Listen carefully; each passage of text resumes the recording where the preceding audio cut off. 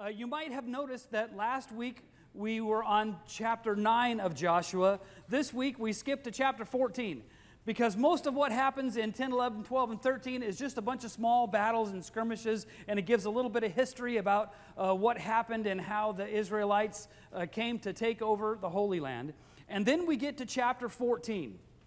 And I think chapter 14 has some amazing insights for us as to how we can be better church folk. Because I think this chapter helps us go from complainers to conquerors. Now, I think first this passage helps us to understand that God's word guarantees our blessings. The blessings of God are a guarantee.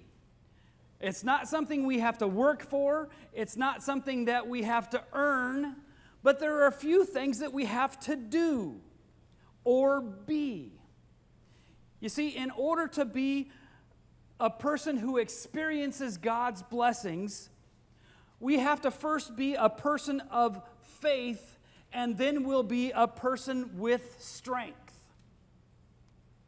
If we want to experience God's blessing, we got to start out with the faith part. Because when we become a person of faith, then we'll become a person with strength.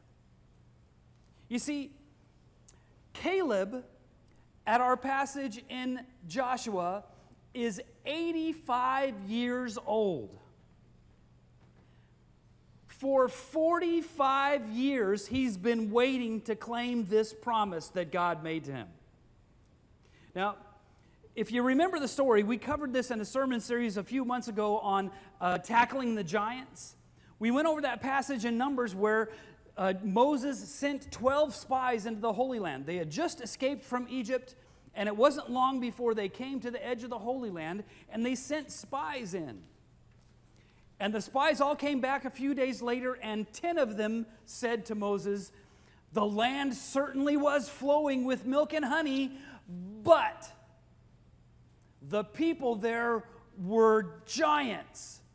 They were well fortified, and they were scary, and they had cities with walls around them, and there's no way we can beat them. Why should we go fight them and die here in this strange place? Let's just go back to Egypt and be slaves. At least we'll be able to live." Except for Joshua and Caleb. Joshua and Caleb got in front of the whole assembly of the Hebrew people, and they said, "Those guys can't touch us. Doesn't matter how big they are or how well fortified their cities are, we have God on our side." And because of his faith, God, through Moses, promised Caleb part of this land. And then for 40 years, the Hebrew people wandered in the desert. Not because they didn't have Google Maps. It's because God had to do something very important in the life of that community. All of those individuals who had no faith in God's ability died off during that 40 years that they were in the wilderness. So that when they came back to the Holy Land, all of the people who were there had never experienced slavery and were people of faith because they needed to be. The only two left were Joshua and Caleb. Now, Caleb's 85 years old, and he still is waiting for God to fulfill that promise. You see, the person with spiritual vision and spiritual vitality will have spiritual victory. Caleb was an individual who had spiritual vision. He knew the gift that God was going to give him. And because he knew that gift, he had a spiritual vitality that was unmatched. And because of that, he gained spiritual victories. Now, I imagine that almost, if not every person here, at some point in their life, has had a glimpse of who God wanted them to be. A glimpse of something that they might be able to do for God's kingdom. And then life snuck in. Maybe the kids kept us too busy to be able to do any of that stuff, or we had a job that wouldn't allow us to do the stuff that we felt God was calling us to do, or maybe we had health issues, or you fill in the blank. But now we have a chance.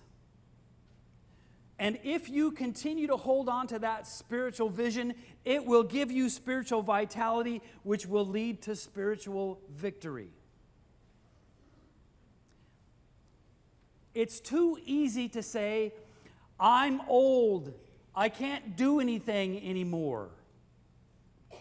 I imagine there are probably a couple of us in here who were Caleb's age. And look at what, a little older than Caleb. And look at what Caleb was able to do. If you have spiritual vision and spiritual vitality, you can win the spiritual victories that you face in your life. You see, the problem is that unbelief looks at the giants, but faith looks to God. Unbelief looks at the giants, but faith looks to God. You see, all of those 10 other spies that went into the Holy Land at that first entrance they had, all they could see was the giants.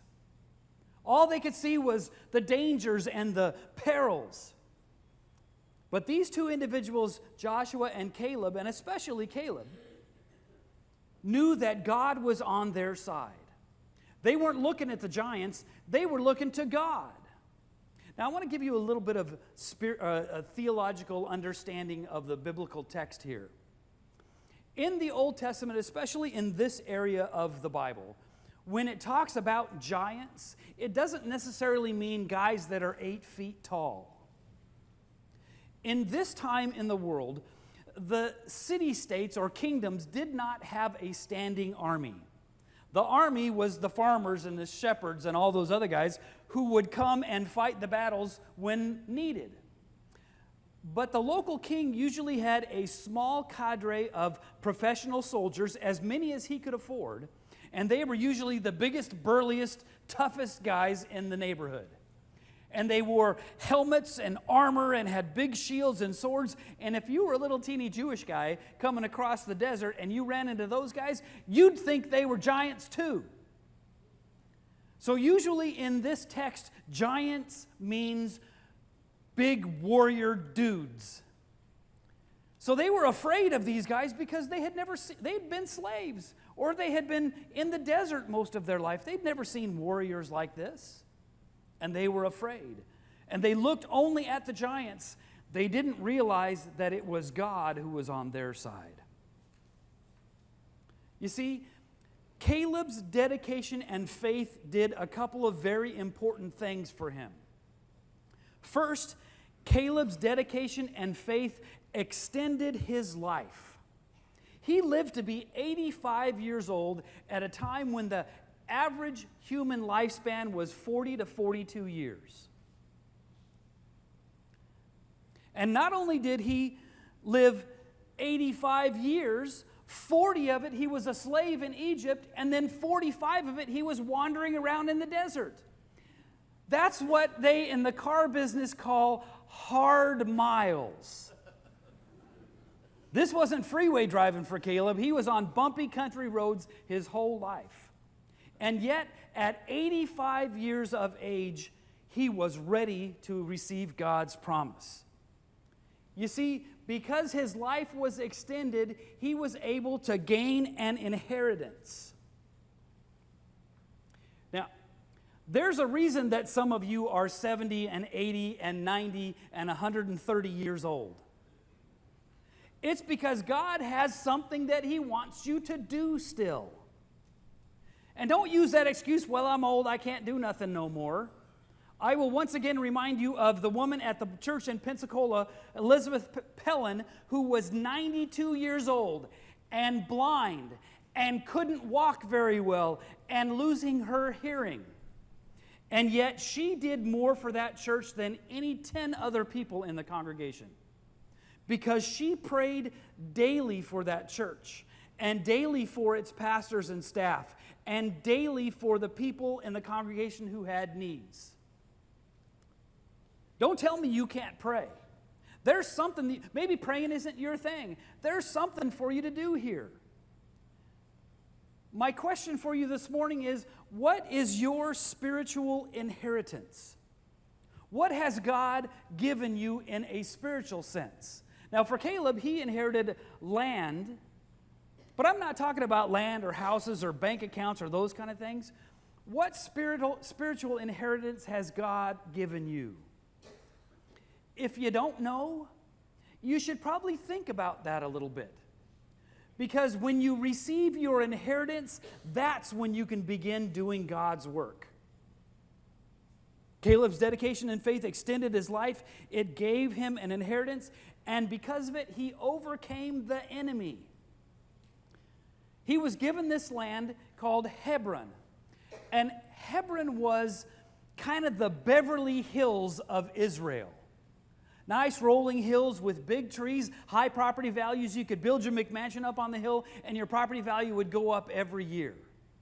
The problem is there were 3 different tribes of these Anakite giants, as they called them. And Caleb was 85 years old. But his faith helped him win the victory. Now, I'm sure that when Caleb, walked up with his, he probably couldn't even hold his sword up much anymore. I'm sure those Anakites weren't afraid of him, but they were afraid of God. And because God was on his side, Caleb must have looked like the fiercest of warriors, because it says he drove them out of the land. He extended his life, he gained an inheritance, he overcame the enemy, and it enriched his family for years to come. So Hebron has belonged to Caleb, the son of Jephunneh, the Kenizzite, ever since. I asked you a minute ago what your spiritual inheritance was. The question now is, what kind of spiritual inheritance are you going to leave for your children? Caleb left this land. What are you going to leave? Now, I realize that some of you say, well, my kids are all grown up and they don't go to church. I'm a failure. Well, that's why God created grandchildren, to give us a second chance. And God created great grandchildren for those of us who need a third chance. You have been given a great spiritual gift. It's something that you need to pass on to your family, because when you do, it will enrich their lives for generations to come. But you see, we have this problem. In the church, we have a tendency to be real good complainers. And not just our church, but every church I've ever served. If you leave the sanctuary and go to the parking lot, you can hear about 29 different complaints along the way. They're probably just complaining about me, but that's okay. We're very good complainers. But this passage in Joshua helps us to learn how to go from complainer to conqueror. Because complaining never solves or accomplishes anything. But we have the giants in our lives that we face that we can conquer if we will do 4 things, I believe Joshua's passage teaches us this morning. If you want to go from complainer to conqueror, first, you need to be wholly yielded to the Lord. You notice I didn't say wholly committed. I said wholly yielded. Because being committed is nice. I'm all for God. Woohoo! But sometimes we have to yield to God, because when we want to do things on our own, we fall flat on our face every time. When we learn how to yield ourselves to God and allow God to work through us, amazing things happen. Especially going from being a complainer to a conqueror. First, we got to be wholly yielded to the Lord.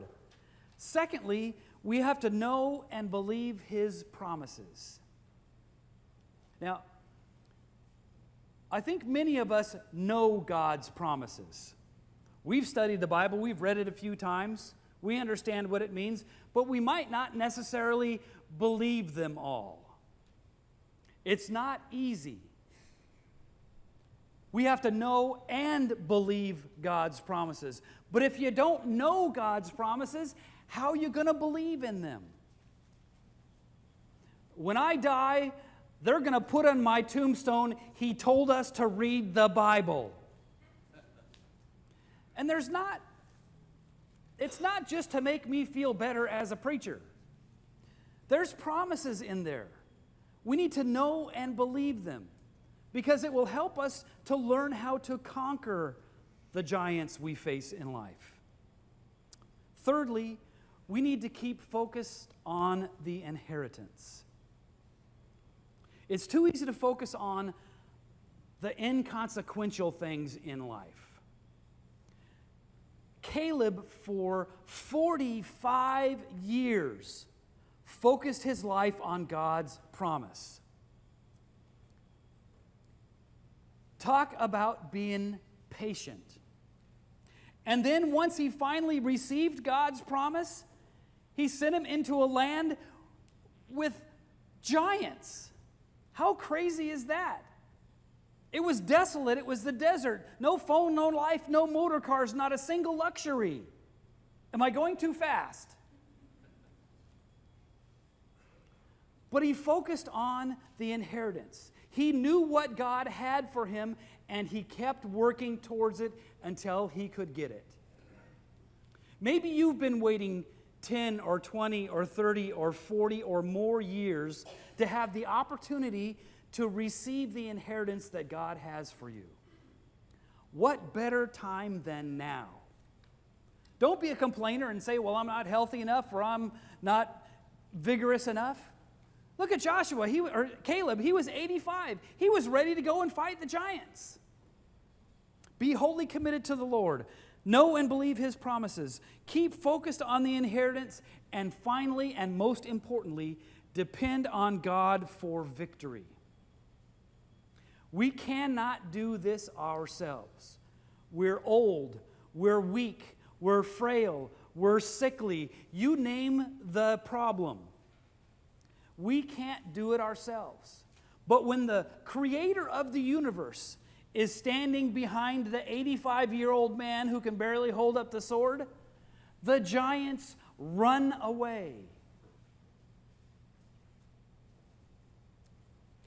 I know that there are many of you who are facing giants that seem insurmountable today.